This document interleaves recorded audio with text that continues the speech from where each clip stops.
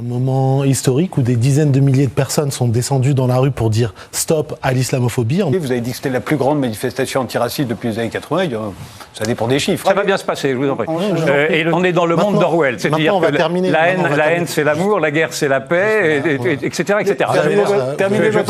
On va bien s'amuser, en effet. Les mensonges que vous alignez, il y en a quelques-uns qui font... Oui, factuellement, moi aussi, oui, moi aussi, factuellement. Quand vous dites, par exemple, la banderole était marquée « L'islamophobie tue ». Je vous le confirme, en effet, l'islamophobie tue. Elle tue ceux qui ont été désignés comme étant islamophobes. Elles ont tué les journalistes de Charlie Hebdo qui avaient été désignés par vos amis ou par vous-même comme étant islamophobes. Non, mais attendez, les reproches que vous me faites à m'interrompre, appliquez-les à vous-même. Non, ça va bien se passer. Prenez de l'eau, hydratez-vous, vous aussi. J'ai été poursuivi moi-même par le CCIF il y a quelques années pour avoir dit du CCIF qu'il racontait n'importe quoi. Donc devant le tribunal correctionnel où j'ai gagné, où vous avez perdu, vous avez fait appel, vous avez perdu, vous allez voler en cassation, vous êtes dégonflé. Prenez bien votre processus provocation, victimisation, revendication.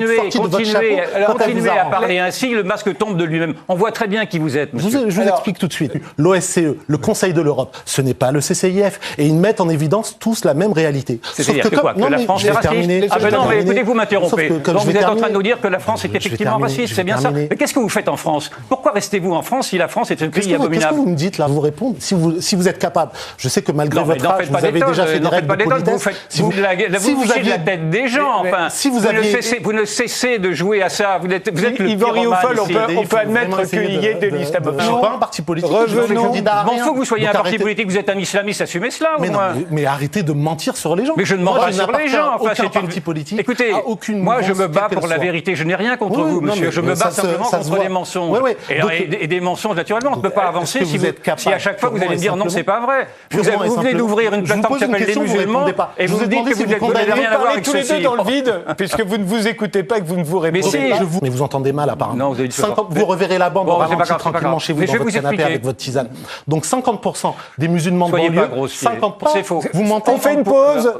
C'est dramatique. Comment voulez-vous qu'on avance un quart de seconde ? On se retrouve juste après, en espérant qu'on va pouvoir enfin faire un bilan.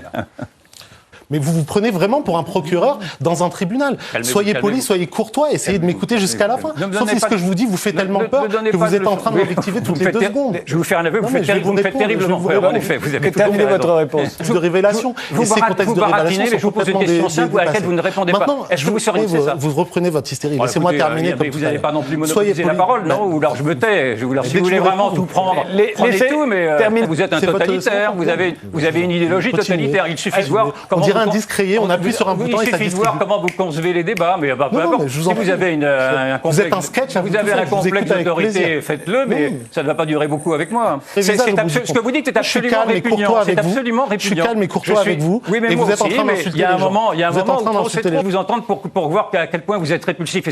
Et c'est en ceci que je me battrai toujours pour que vous ayez la parole, parce qu'il suffit de vous entendre pour comprendre qui vous êtes et pour comprendre en effet les doubles discours, les triples discours et les mensonges qui vous habitent. Inspirateur islamiste qui tue, ce n'est pas l'islamophobie qui tue. Ce n'est pas l'islamisme, ce n'est pas c'est vous. Vous avez peur d'être remplacé. Et cette jeunesse-là qui dit non à votre racisme, qui dit non à ces idéologies, vont vous remplacer, qu'ils soient blancs, qu'ils soient juifs, qu'ils soient chrétiens. J'ai l'impression que les générations futures vont tous nous remplacer. Les générations futures vont tous nous remplacer et elles vont remplacer votre racisme. Je choisis mes mots très soigneusement. Elles vont remplacer vos idéologies. On va être remplacé par des gens meilleurs que vous. Vous donnez raison à Renaud Camus, alors ? Non, pas du tout. Je donne raison à la devise. Vous êtes en train de me menacer de disparition. Je donne raison à la devise de notre pays. Ce que vous venez de dire ? Non, il parle des idées. C'est votre délire. J'entends bien ce qu'il dit. C'est votre délire. Je dis que la génération future ne portera pas votre racisme. La génération future n'aura pas un problème avec les Noirs. Parce que l'émission... Le racisme est bien parti. L'émission est terminée. Merci de nous avoir suivis. Rendez-vous au prochain numéro.